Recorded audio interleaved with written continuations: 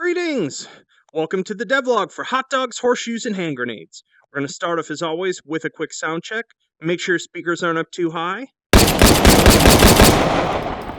Wonderful. So what have we got for you this week? Well, I'm going to be showing you a preview of two of the firearms that are going to be coming in the next week, and then talk about some of the other sort of systemic changes that I've been working on for Update 47. So let's start with the one that I teased so cruelly on the subreddit the other day. We have the P08 Luger, another beautiful piece by Stefan.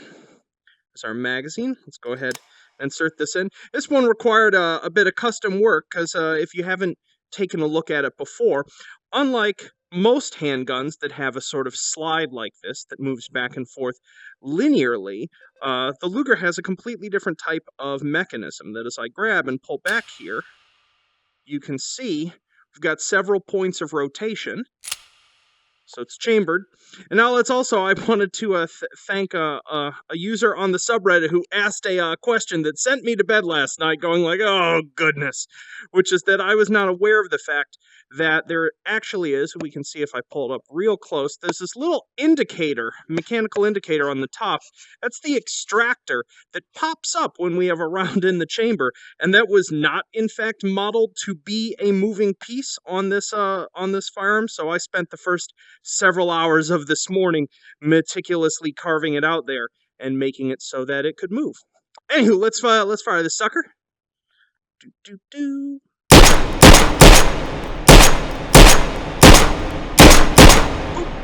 And it pops up when we're empty. Check that out. Throw a new one in. Let's reset our target. Let's try again.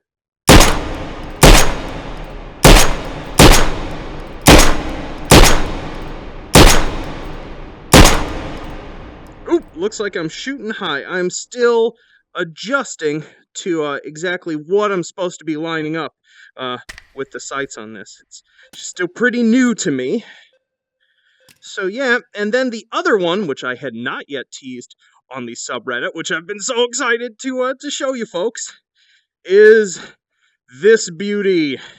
That's right, the G-Money, the Garand.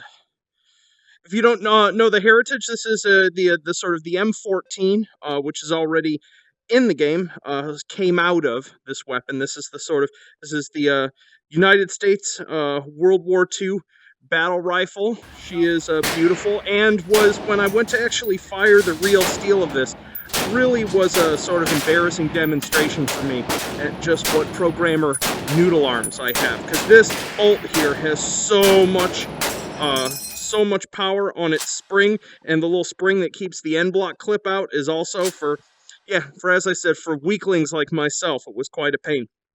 So this uses what's called an end block clip, which looks like this. This isn't a stripper clip. This isn't something that we pop onto the top and then grab and push the rounds down in. This clip binds the rounds together and is in many ways closer from a functionality standpoint to a magazine, except that it automatically ejects after the last shot, which is what gives us that M1 ping. So let's take a look at this. So we're going to grab the bolt here, and we're going to pull it down and back. And I've added an extra control for this, which is if you click right on the touchpad, it locks the bolt back there for you to insert. So you can use either hand to do it. So you can do it like that, or so you can grab it with this hand, pull it back, or grab it with this hand and pull it back. Let's insert this in, slam that shut, turn our safety off.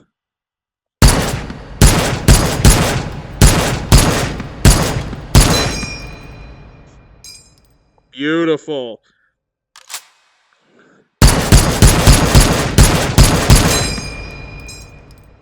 Goodness, I love that sound. You'll also notice that the sound is in fact different for colliding for an empty one versus a full one. So, a little touch that I added in just for this.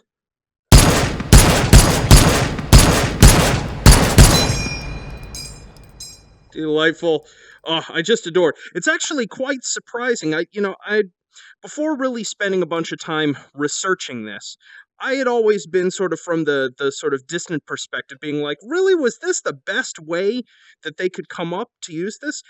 And then I watched this wonderful video that was describing like just how effective this was in a number of ways, especially for someone who is trained, both from two perspectives. One, that once you've practiced loading this, the speed at which you can sort of get this in, unload,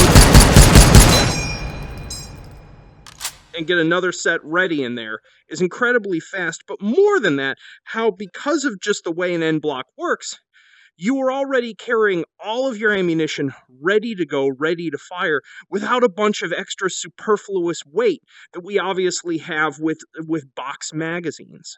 So this is to say I already loved this, but I've gained even more of an appreciation for it. Ding.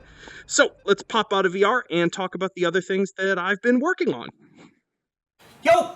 So we're out of VR, so what else have I been working on this week? Well, other than a bunch of super secret things, I have been working on the damage system, or rather the abstracted damage system. I think I mentioned it a bunch last week.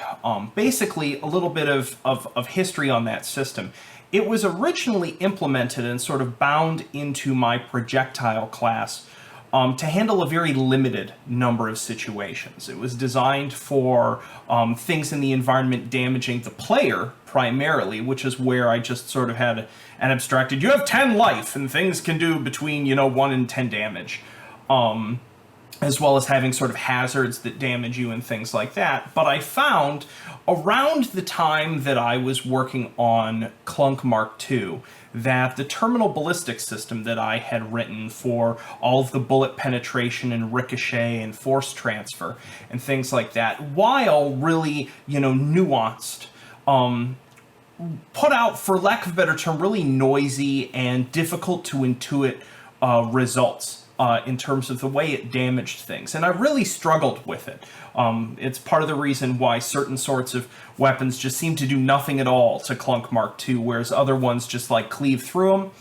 And it was around that time that I realized that I needed something a little more gamey for damaging agents. So I just sort of ganged on to that existing abstracted damage system. The problem is that basically just had sort of like values through 1 to 10 fairly linearly, which is a terrible way to convey and represent muzzle energy for firearms. So a number of things that the terminal ballistic system could take into account couldn't be used by the abstracted system. And this is like the way in which, like, if, rounds lose velocity over distance, due to air drag and going through materials, that really wasn't being tracked in this abstract system. And just the sort of the power curve between sort of like the weakest thing in the game, which I think is like the 8mm Bergman round, which once I did the muzzle energy computation on is you're better off just like throwing something at a target, all the way up to obviously like a Barrett like 50. And so one of the things that I did this past week is I ran everything through a different set of formula and sort of baked it down into still an abstraction of reality to make it more consistent, more easy to balance, especially when it comes to agents taking damage, but with a way more appropriate curve between the weakest weapons, most pistol caliber rounds, most intermediate rounds, most battle rifle rounds, and then the Barrett up here, which is just has a preposterous amount of energy behind it. So what this all means is that in the next update, when you're fighting things like the soldier wiener bots, the amount of, and in Worse World, the amount of damage that various firearms do to those should now feel right, finally. The ballistic system is still utilized in it in terms of like armor penetrating rounds being able to cleave through and possibly even hit sort of multiple hit zones on an agent, but the relative muzzle energies should now be correct. So that should hopefully make that more fun and make it less of a case, especially with the soldier bots, where it's like using a shotgun is preferable to using everything in all situations, because they're just delivering more hits per shot that you make. And it's all the ratios were off. So that should be taken care of.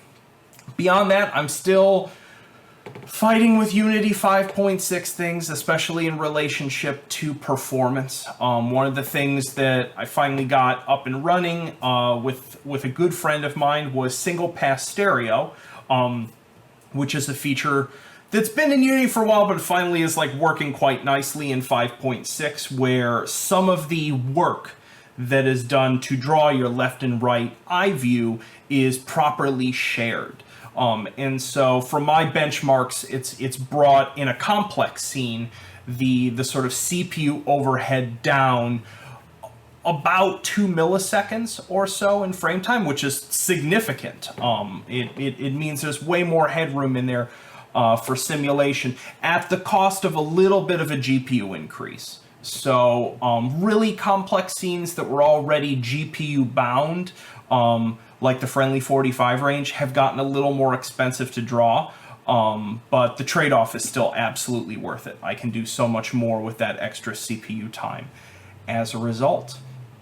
I'm trying to think what else. I'm still working on the post stack. Sadly, that gorgeous screen space AO that I showed off is really expensive, and what it means is that unless you have a top-end GPU, you are not going to be able to use it without reprojecting all the time. I didn't actually realize how much it was doing that, because for the longest time I had all of that stuff turned, all the reprojection stuff in SteamVR forcibly turned all the way off, just because it makes it easier for me to tell as I'm deving that I'm dropping frames here and there. And I turned it back on at some point, and didn't realize it, and as such didn't realize through most of like last week and the week before that I was running at 45 FPS a lot with all of the post stuff turned on. So I was actually a little shocked at how tolerable it is these days with those systems. But either way, what this means is that the way I'm going to make the options panel way more nuanced, where the individual quality settings will turn off, the lower ones will turn off what I would call the baseline post, which is like color correction, so the hue of everything's correct. But the other sort of post layers will be opt-in. They won't be opt-out. So you'll have to, if you want to try them out in a given scene, you'll have to open up the options panel, or just try them out in general, open up the options panel and turn them on. You should just be aware ahead of time that a post stack and quality combination that may run great in one scene because it's a fairly simple scene may be more onerous in another scene. So if you're right at a certain GPU level, you may be able to run at like ultra in the Arizona scene or the indoor range or something like that with not too many things spawned. But if you were to go into friendly 45, all of a sudden you can't run smoothly. So just be aware of that. It's not something I can do a ton about just because the complexity of scenes varies so heavily. I'm still working on seeing if I can get the friendly 45 scene to run faster, especially because so many folks love it.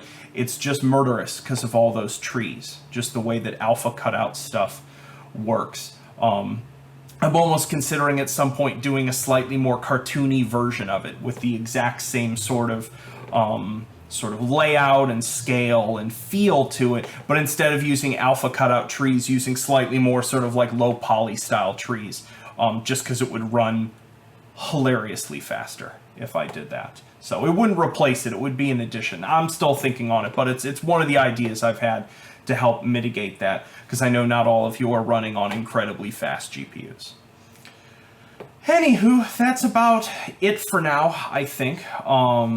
Yeah, I'm just working away. There's going to I'm still on target to have update 47 ready in time for Halloween. Going to be doing something small but fun for the holiday, as well as bringing you folks the first small set of World War II firearms as a bit of a teaser for what's going to be coming at the end of November. So, anywho, I will stop rambling for now. I hope you all have a wonderful weekend, and I hope to next week have a beta ready for those of you running on the beta branch to make sure all this 5.6 stuff doesn't explode. So, and all the changes I've had to make to try to fix it. So, take care. Peace.